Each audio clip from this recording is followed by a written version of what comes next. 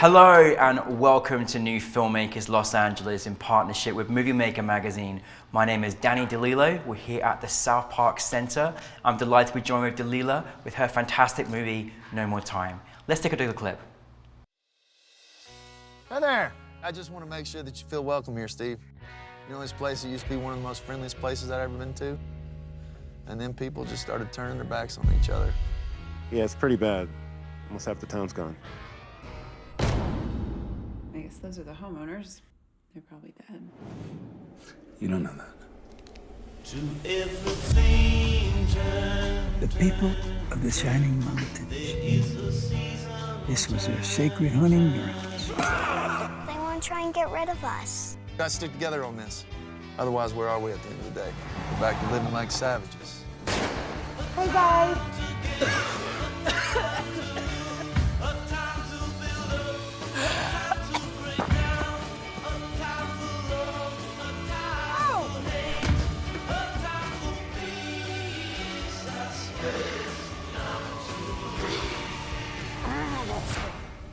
I can tell you're one of the good guys.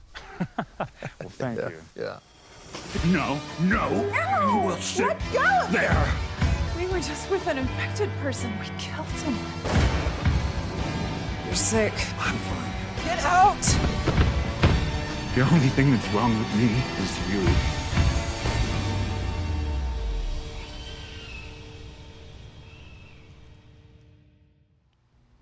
Delila, thank you so much for being here and congratulations on your film. I mean, we're so grateful that you're part now of the New Filmmakers LA family, and thank you so much for bringing it to us. Thank you so much for having me. It's been just a wonderful, supportive experience to screen at New Filmmakers Los Angeles and to realize what an amazing community you guys have and to be a part of it. I'm very grateful. Thank you. Well, you've also built up an amazing community and team with your film as well. It's been so exciting to meet some of your creative team and the hard work that you put into it. For those that haven't seen your incredible feature film that I would not recommend watching by yourself if you're a bit scared, No More Time, tell us a brief synopsis. So No More Time is about a married couple that is escaping a mysterious virus that makes people turn against each other and makes some people disappear. They arrive in a little mountain town in Colorado to try to figure out what to do, and they encounter the locals there. They don't know who to trust, no one knows exactly what's going on, and then they start to be visited by mysterious figures from the woods who may or may not be real. Eventually, the husband and wife will have very different reactions to the virus, and you'll have to watch it to see what happens. Why would you not want to watch it with a synopsis like that? Honestly, it's so intriguing. You take us on quite an incredible journey with the film, and it really is nice understanding and getting to learn about how and why and what spurred the kind of inspiration for this film. But do tell us, for you personally, where did this story get inspired from? Where did the inspiration and what was that kind of moment for you where you decided you want to turn this into a film?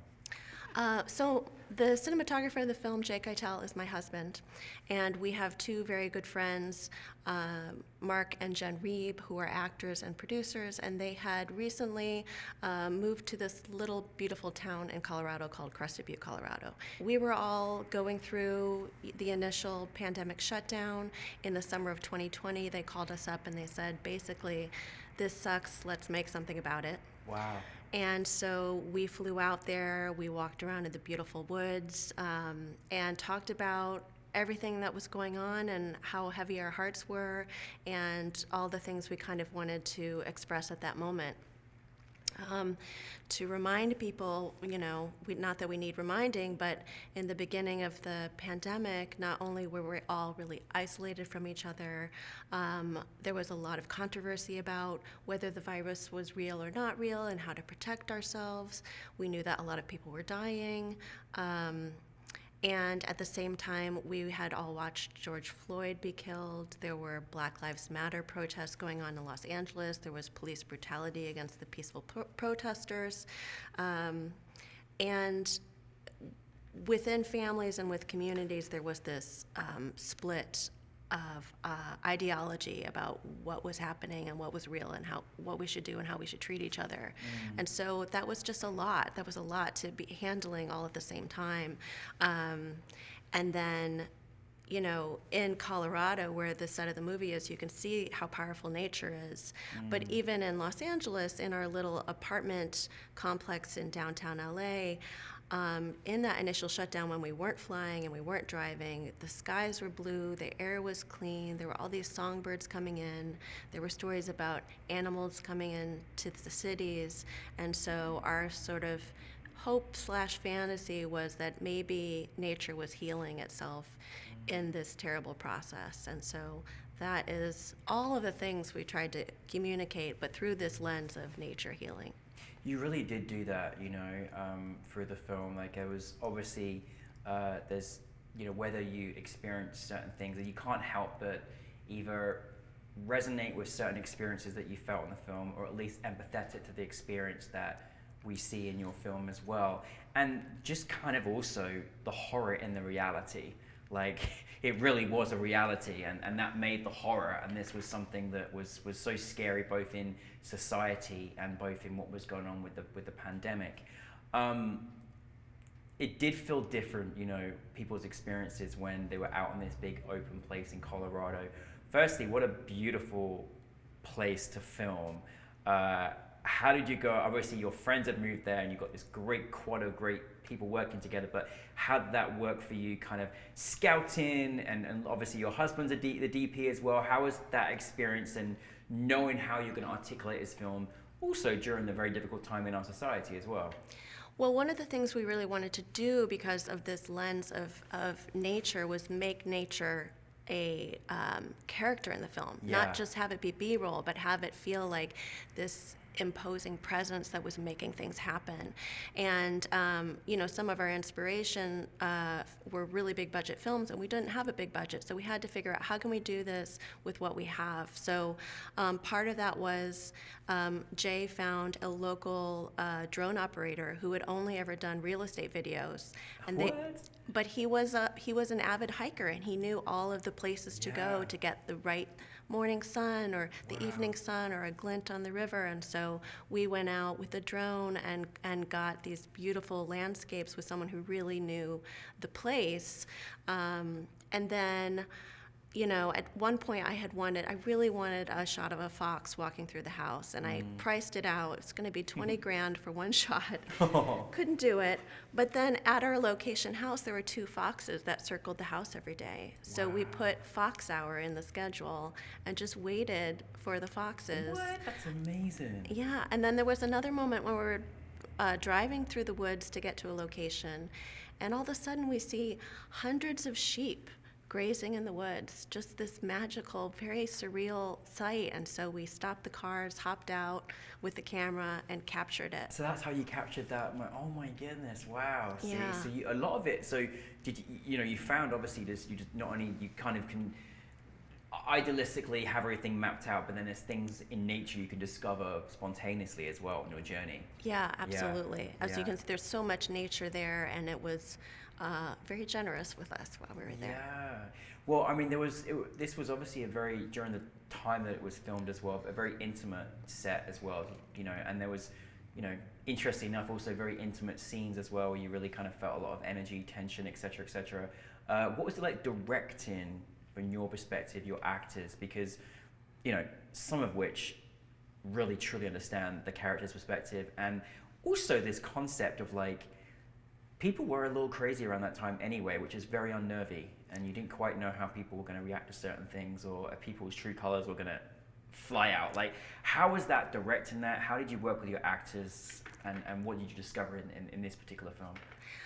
Well, this film was a great challenge, because I was working with some really professional actors who had done a ton of movies and television, and then I was working with people who had never been in a film before. So it was this mixture of experience, but one thing everybody had in common was everyone had very strong feelings about what was going on in our world.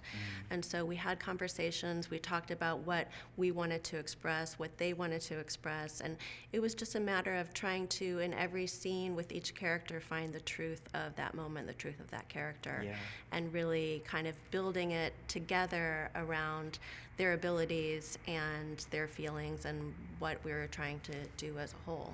Yeah, most definitely. And obviously, you know, there's a lot of exterior as well, which and working with nature. How was that experience, both from every production standpoint? Was there any challenges in that respect? Well, shooting outside was great because it was during COVID, so Yeah, so it was a it's way pretty to quiet. keep everybody safe shooting outside. When we first arrived in town, there was like a blizzard of 4 feet of snow. We thought we were screwed, but thankfully it melted. The night shoots were the most difficult part. It was very, very, very, very cold. There was one night shoot in particular where we had special effects with blood, and there was a pump that had come in from Romania to spray blood that wasn't working. No. So, you know, some cold nights, but for the most part, it was incredibly inspiring to be in nature. And there were certain places, there was this one grove of aspen trees that was really old. And we went back to shoot certain scenes because it made us feel a certain way. It gave a certain feeling to the scenes, this particular place. Amazing. And what was fascinating to me, which I couldn't believe, this was your first feature. Like, it didn't feel like a first time, you know, feature director. And well done with that. And how did that differ from say making other short films? How was that kind of experience for you? Like, what have you learned mostly from making this project, you know, good and bad? It was a huge learning curve. I think I learned the most in the edit. Okay. I learned the most in the edit because in a short film where you only have certain sequences, they're kind of all equally important. And when you get into post on a feature, you realize not everything can have the same weight, and you have to sort of like weave the audience's attention in a certain way. So I learned a lot in the edit, and then just in terms of production, you know, when you build a world and you would create characters, it's not that dissimilar from a short film, but the stamina that's required to make a feature is something else. Is something else. I love the world that you created. I really felt like I was in a world that you created. Not to mention, you know, it's scary. Some of the scenes where I want to go to that place where you filmed. It was like stunning and beautiful as well. And you know, your husband is obviously DP'd it as well, and it was a beautifully picturesque film to watch. Was that something that he really enjoyed as well? Like, you know, shooting these wonderful outdoor nature scenes, but then of course you've got to build up that tension for this sort of, you know, some of the suspenseful stuff in there as well. I'm lucky to be married to a very talented cinematographer. You're both talented, my goodness. Yeah. Thank you. You know, he's used to working on TV shows where he has, I don't know, 100-person crew, and so to ask him to do this, only someone who's married to me would have done this. Like, no one else is going to do this for me. But yeah, he shot it by himself.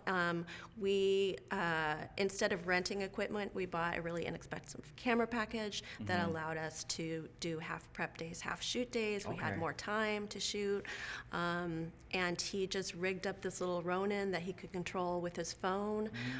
It was very scrappy, and I knew he would do a wonderful job because, you know, of the quality of his work. And we both have a very, you know, one thing I really appreciate about the way he works as a cinematographer is he's really a filmmaker, and he's really thinking about constructing the film as a whole and using cinematography to support the performances and to support the story and to think about transitions rather than having this kind of idealistic view of how beautiful certain shots should be and having everything else in service to that. So he really helped me construct the tone and the mood and the world of the film. Yeah, I mean, the tone and the mood was like spot on.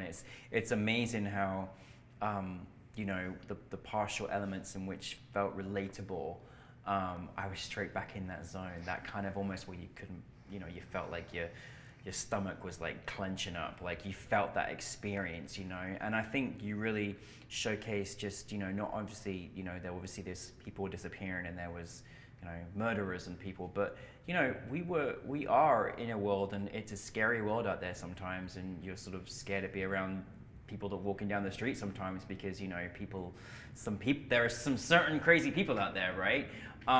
But I love the kind of human condition, human nature that you kind of focused on, and we were and are going for a lot in our world, in our society, and our communities.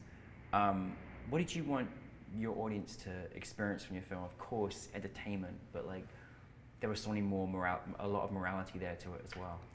Well, one thing that's been really wonderful is I've had quite a few people come up to me after screenings and say that the film was really making them think a lot, and that they sort of appreciated the multi-layered kind of ideas in the film.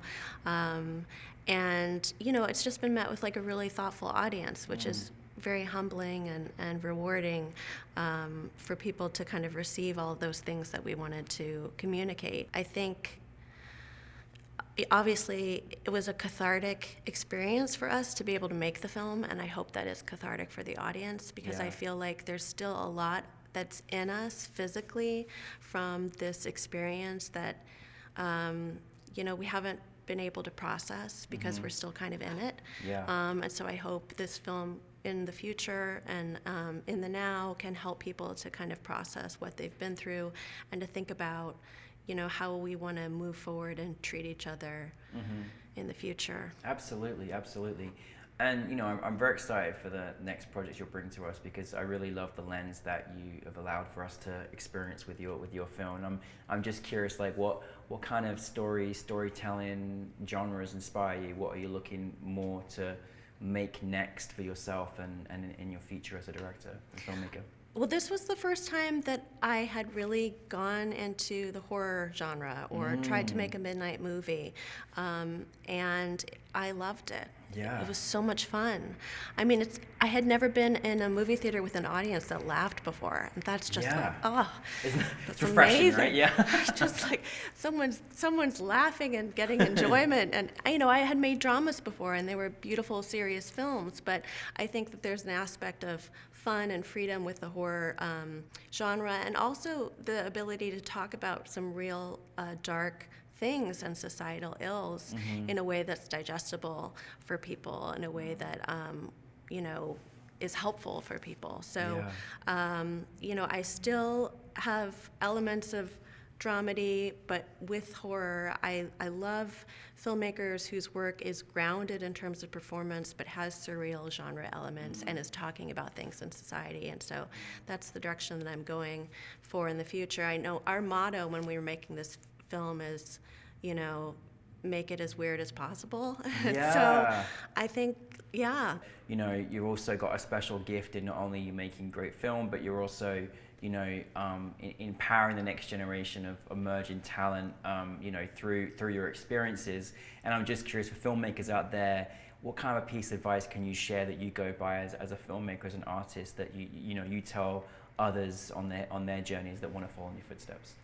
Being an artist is a scary thing to do, and there's a lot of people who will tell you you have to do it. There are a lot of teachers who will tell you how you have to do it, and ultimately when you're embarking on any kind of creative process, you don't know, and there is self-doubt, and that's normal, and you just have to find something that you love, find people that you love something together, and then see what happens, and don't let anybody tell you you're not doing it right. Absolutely. And you know, you found a family and community of people that came together, and here you made a feature film, so you're a prime example of that. What is next coming for you? What's next? I am in pre-production on a short film called Beauty Night.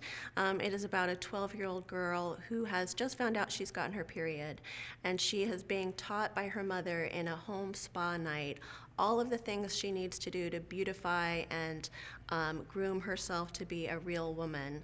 And then she's very surprised at the end of this what role she is expected to fill in the family. Oh, wow. So it is a horror dramedy. Oh, it's a horror dramedy, It's a okay. horror dramedy based on my own personal experience. Oh, wow. Growing up as a young woman, and all of the messages we hear about what we need to do to be acceptable. And I love the idea of making it into a horror film, because there are aspects of the way that society controls women's bodies that are truly horrifying. Absolutely, and the way that it exists in our political circumstances and right the way. Now. I'm glad you're making a film about that from your perspective and experience, so thank you. Well, we're grateful to have you as part of the New Filmmakers LA family. We're ready for your next project, so I can't wait to see the next short that you're making, but thank you for being part of us, and thank you for No More Time. Thank you so much. Thank you.